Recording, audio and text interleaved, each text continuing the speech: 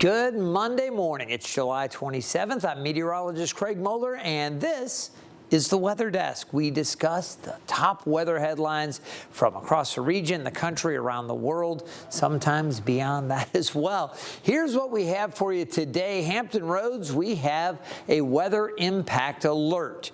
So we're talking about the chances for strong to severe storms. We could see some storms this afternoon, but the weather impact alert is actually for tomorrow, and I'll explain why. Coming up, we have more heat and power alerts from across the country. You should see the middle part of the country sweltering heat. It's something else there. We're going to talk about that and some of the impacts. Now, we take a look at the wildfire situation out west. There are new wildfires that are starting to pop up over California that's got residents scrambling to get out of the path. We'll talk about that. We'll update you on what's been happening over in Europe. Spain and France continuing to battle wildfires. And again, that situation getting more serious in some locations. I mentioned the heat and some of the power alerts. That heat is actually taking a toll on Christmas trees in the Midwest, Iowa in particular. And again, it's going to be interesting to see how the Christmas tree supply for the upcoming holiday season may be impacted by some of the heat we're experiencing right now across the central part of the country. In addition, we've got your tropical update, and honestly, there's not a lot going on right now in the tropical Atlantic. Over in the Pacific, we've got two hurricanes. One is a Category 5. I will show you where that monster is and where it is headed. I also have your work week forecast. So a lot to go over. We're so glad you're here with us here on the Weather Desk. We're going to start off by taking a look at the temperatures and the conditions across our area. We have right now 70s out there. It is mostly cloudy. At times it's been partly sunny. We have a cruise ship in. Things are looking pretty good right now for the moment across Hampton Roads. Later today, though, I expect to see a few storms. We had some of that out along I-95 earlier this morning. That's gone. Had a little cell pop up near Indian River Road more recently, and that kind of did its thing, and it's actually since fizzled out. Right there you go. So we don't really have too much going on until you get up towards Accomack County. A little bit of wet weather there for the northern part of the eastern shore. Nothing severe this morning. As we expand the view, though, it has been a different story in the upper Midwest. There's been a lot going on up there. A couple of thunderstorm warnings over western parts of the upper peninsula of Michigan. You can see a thunderstorm watch, but look at these cells. This is super intense rainfall and severe weather. Multiple 1, 2, 3, 4 different thunderstorm warnings with this complex of storms that is moving off to the east and to the southeast here. So this is a part of the country most likely to deal with the severe weather this morning. You can see a warning there in the southwest part of the lower peninsula as well. This is the hot zone, the chances for the strongest storms right there, and it is a level 3 or enhanced risk area. That includes Chicago, Indianapolis, Toledo, Ohio, Detroit, all the way back over through Grand Rapids, these areas in Michigan expecting more severe weather. And we've got a level 2 or slight risk out there for western parts of South Dakota, for Nebraska, Kansas, and northeastern Colorado. In addition to that, Hampton Roads, we have a level 1 or a marginal risk. Doesn't mean that we're going to see severe storms. It just means if we do get a few storms that are popping up that are stronger, don't be surprised if we get a couple of isolated thunderstorm warnings. Again, this is the area more likely to deal with maybe a few tornadoes, some hail back that way, and of course those strong winds from Green Bay through Milwaukee, Chicago down to Champaign, Fort Wayne, Indiana, up towards Detroit. Those are the areas most concerned. And how about Chicago? Could see some larger hail there up through Milwaukee and Green Bay. There's that tornadic outlook for today. It's not a great chance, but it is that first kind of elevated tier of potential for tornadoes back in that same area. So folks back in the Midwest watching carefully. As we go into our Tuesday, just a marginal risk back towards Denver. I'll give them a quick mention, but this is why we're more concerned with it here in Hampton Roads. Our entire local 13 News Now broadcast area and really the entire region, Virginia and North Carolina, under this elevated threat. Now, for Northeast, North Carolina and all of Virginia, it's that slight or level 2 threat. So we need to watch for that. There is that elevated risk. Again, it's just the first tier, but an elevated risk for isolated tornadoes here. And then we have to watch for the stronger winds. That's the main threat with stronger storms that develop. And maybe even some large hail. Central and western parts of North Carolina and Virginia out into West Virginia, even eastern parts of Kentucky or Tennessee could see some larger hail. For Hampton Roads, Virginia Beach, Chesapeake, Norfolk, Portsmouth, not really identified in that hail threat. But I can tell you the peninsula, Hampton, Newport News, up to Williamsburg, York, Poquoson, the Middle Peninsula, Gloucester and Matthews, and then the northern neck, as well as western parts of Suffolk, Isle of Wight, Franklin, Hertford County, North Carolina, those areas all under that slightly elevated risk for large hail. So this is all stuff we're going to be watching very carefully, and we will continue to keep you updated on how things play out here. Back in the central U.S., heat has been a big deal. And with heat back in the forecast for so much of the country, the Energy Department is taking action trying to prevent blackouts. It has issued an emergency order for 17 states from Louisiana across the central U.S. up through North Dakota. The order directs the Southwest Power Pool to take steps to keep the electricity flowing. Energy Secretary Chris Wright said the Trump administration also is tapping into unused backup generation to make sure there's no disruption in service. The order took effect on Sunday and is expected to end next Monday, August 3rd. Take a look at that again, just how hot it was. Wichita 105, 104 in Omaha, 102 in Little Rock. If you are a regular viewer of the Weather Desk, you may have heard me mention I do the operational forecast for the St. Louis Cardinals whenever they have home baseball games. I contact the stadium management, some of the folks with the organization, letting them know what weather concerns there are. Yesterday's high of 98 with the humidity factored in, the heat index values, or feels like temperatures in St. Louis during that game, were up over 115 degrees. So serious heat there in the central part of the country. Now, in addition to this, we have the heat alerts going forward. You can see again, they're going to be in it, and out to the southwest, they have heat alerts as well. We also have fire dangers and concerns. So I want to give you a little more information on the fire risk because we have seen some more information. I want to bring you out to California, specifically an area in the Central Valley out there to the east of San Francisco. Overnight, we have a new wildfire near Tuolumne, and this area here now putting thousands of people on alert near Yosemite National Park. All right, this is the Dove Fire, and again, this is near Sonora, and CAL FIRE says the blaze is burning at a dangerous rate of speed, threatening structures and forest areas. Now, many residents say due to the conditions, they were given very little time to evacuate. We went home, grabbed everything we could. We happened to have a camper van. Barbara put all our computer and everything, all our paperwork in that car, and we drove off. Well, we took our 92-year-old neighbor from downstairs as well. So, yeah. So that was a problem where we live, is we're right in the middle of the evacuation area. Everybody had to get out. We have people who are immobile, you know, again, another lady who was under 24-hour care.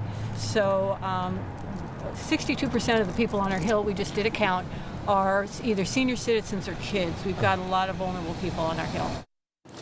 2 firefighters have already been hurt in the blaze. No word yet on how the fire sparked. California's already had more than 3,800 wildfires so far this year. All right, so we're going to turn our attention from California back overseas. You know, this has been a big story in France and Spain. The wildfires going on there. It continues to put thousands on alert across portions of Europe. We have some video of that new fire that sparked overnight in central Spain. Officials say at least one person is dead and more than 300,000 people have been evacuated in France and Spain as these wildfires continue to burn. CNN's Pau Mascara was on the ground in Spain yesterday and gives us a look at the conditions. What you see behind me is the aftermath of the wildfires that are burning since Thursday in the autonomous community of Madrid. Have a look at the surroundings of the forest area in San Martín de Valdeiglesias, located 60 kilometers west of the city of Madrid. You can see how the ground is still smoldering. There is a smoke still coming from the pine trees in the area. And also, if you look closer, you can see how some pine trees still have flames on it. This is such a dramatic situation. All the people around these areas have been already evacuated, and in some cases they have been locked down inside their towns. I can tell you that the smoke in this area, it is so thick that it's impossible to be here without using a face mask like the one that we are wearing right now. The most curious thing about the image that you're getting now on your screens is that this area was already scorched a few days ago, but because of the temperatures, because of the intensity of the fire, there are still some pine trees that have fire on them. This is why we are just seeing how emergency workers are using these roads to try to contain the fire around as quickly as possible. But this is no easy task because of the wind that is blowing and changing the direction depending on the hour. Nevertheless, we're being told by the authorities that they will keep doing their best as to contain and control this situation as soon as possible. Pau Mosquera, CNN, San Martín de Valdeiglesias, Spain. Such a difficult situation there. And again, the heat continues. Madrid right now at 90 degrees, temperatures upper 70s, a little bit of relief for France and up towards London. But the heat's going on, not only Spain, but back into Portugal as well. Now, coming up, we're going to take a short break as several states gear up for another round of heat. The extreme temperatures are taking a toll on Christmas tree farms. How your holiday traditions could be impacted.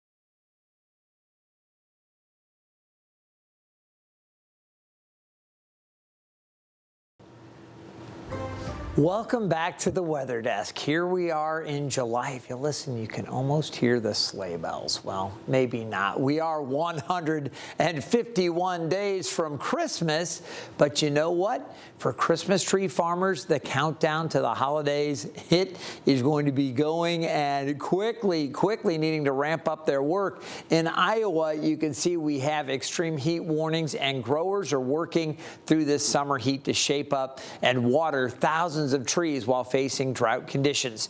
Taylor Deckert has the story. Gorgeous tree.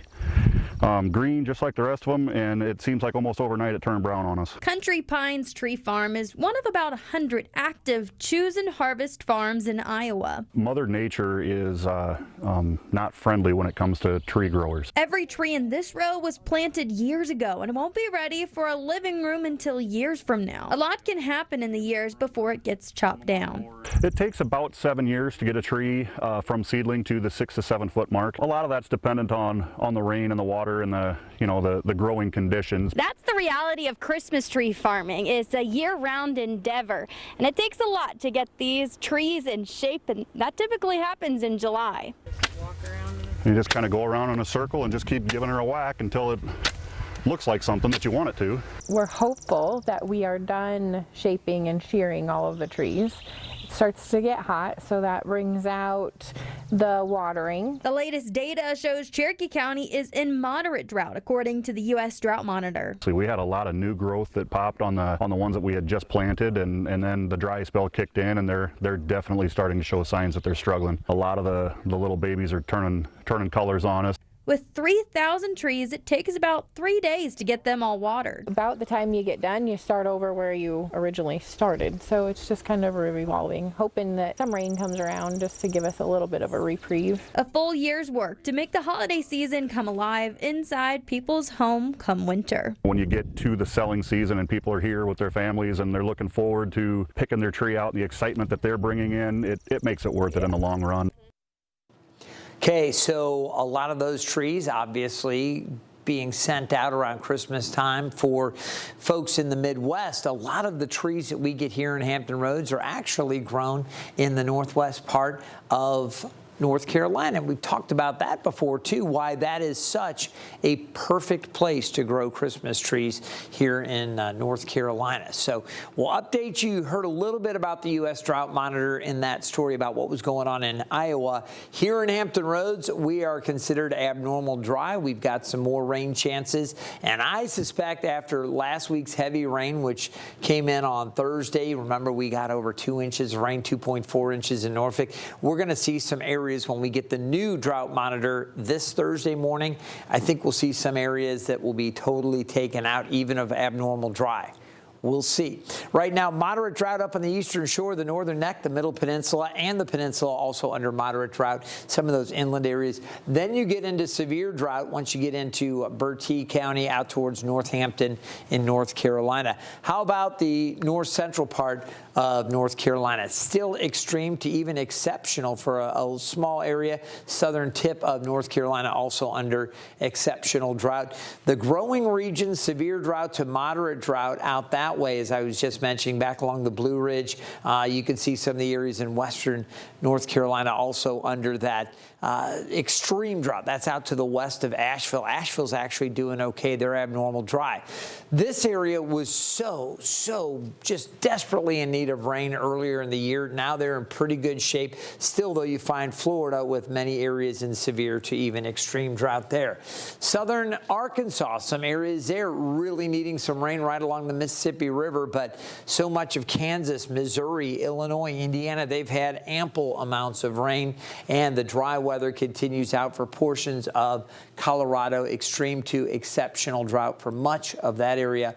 Albuquerque under extreme drought. Salt Lake Valley, pretty much extreme drought as well in the West Deserts and back over the Red Rock area as well. For California, doing okay right now. You've got ample moisture along the coast. It is still a little dry in the valleys, but they're doing okay. All right, we're going to take a short break. Right after this, the activity in the Eastern Pacific. Wait till you see it. I have your tropical update in 2 minutes.